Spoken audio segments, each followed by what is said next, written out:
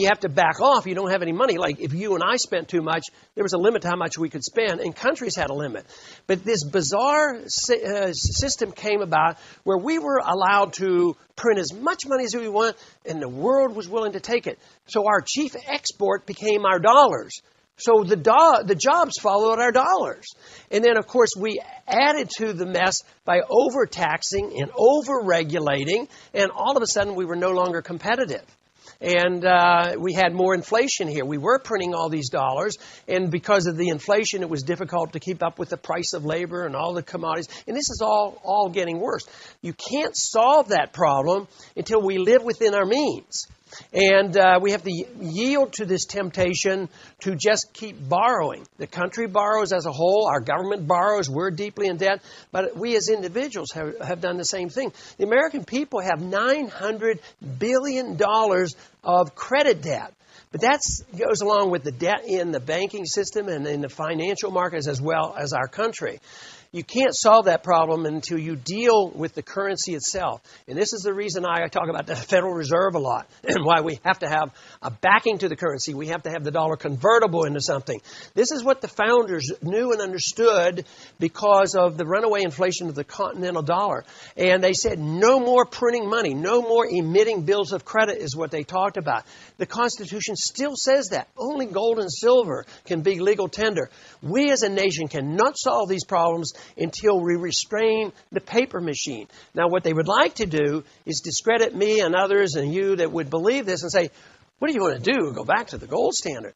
Well, the question should be, is where did you get this notion that you can, if you come up when you need money, you just print it? I mean, that's the silliness of it all. They have to defend that position. So unless you deal with that and the tax system and the over-regulation, we are going to have difficulty. And then they came in and they started having some of these trade agreements which were supposed to adjust it. You know, the NAFTA and the CAFTA and the WTO, and it was all designed to have free and prosperous trade. They have served the interests of big corporations. And it hasn't been that fair, and it hasn't been that free market oriented. It will serve this special interest. So a lot has gone wrong, but you have to adjust all those events in order to get back. If we don't do the adjustment, what will happen is the dollar will keep going down. The dollar's on the rocks right now. People are starting to take notice. All of a sudden, the dollar is worth less than the Canadian dollar. So people are starting to realize that there's something special going on, and it's not insignificant. So the questions you ask have to be dealt with. One person can't do it. It needs the Congress. We need to change the law. We need to talk about monetary policy and change our tax code. But if we don't do it, we'll have a serious, serious problem. But that is exactly what we have to address. Thank you. Thank you.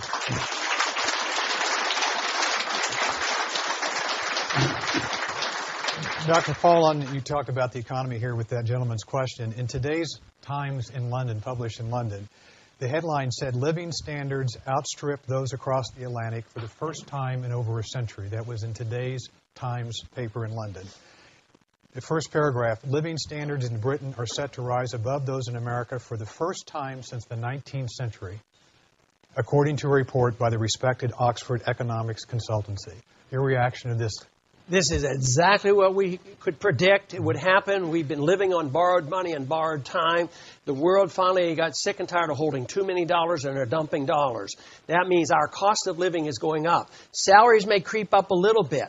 Wages might go up, and profits may go up, but it will never keep up. And people's standard of living is going down. And this is why even people under Social Security are suffering even with their 2% increases, because our government deceives us by saying, oh, there's no inflation, like there's only 2% inflation. But yet cost of living for the elderly, those on fixed income, are having inflation about 8 or 10%. And then we have this monetary system that goes and tells people who want to save money, saving is very important in a capitalist society. That's where capital comes from, not from the Federal Reserve System. So people who do try and save, if there are elderly that don't want to gamble in the stock market, which I don't blame them, and they start saving their money, and the Federal Reserve comes in and say, well, you're only going to get 2 or 3 or 4% on your savings, they can't keep up.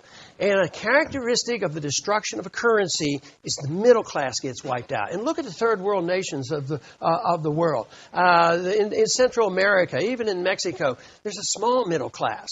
And this is what we're talking about today. And they're talking about this, our middle class being hurt. Low middle income and middle class really get hurt. And in the early stages, before there's real chaos, guess what? There's certain class of people get wealthier. There's a transfer of wealth from the poor to the wealthy. And here just recently, and this at the end of the year, we had $38 billion of bonuses for companies on Wall Street. And I have no problems with companies that make money legitimately without government contracts and without milking the inflationary system. But the $38 billion is not part of free enterprise. It's very distorted. You have to suspect there's something wrong when companies go bankrupt or they get in deep trouble and they have to fire their CEO and he gets a $300 million bonus for putting him out of office. There's something awfully strange going on. But that has a lot to do with the monetary policy, over-taxes, over-regulation, our production going down. Our productive jobs are overseas. We are not producing the wealth. We are being drained, and it is related to our foreign policy because we still spend a lot of money, but we're spending $1 trillion a year to maintain our empire around the world. And just think if you're doing that much, what if that money had been spent at home? What about all this money we spend in Germany and Japan and Korea? That money should be spent here at home. And then our standard of living would rise again. Okay, thank you. Okay.